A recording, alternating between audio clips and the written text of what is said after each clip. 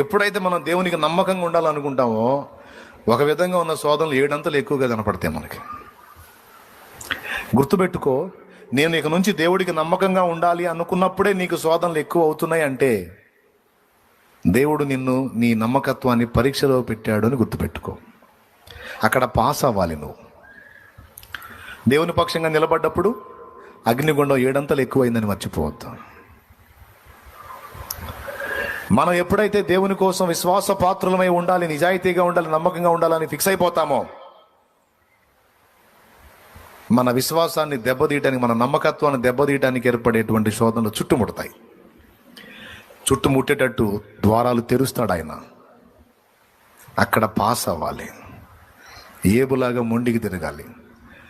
లేనివన్నీ ఇచ్చినా ఉన్నవన్నీ ఓడగొట్టినా నిన్ను మాత్రం వదలను.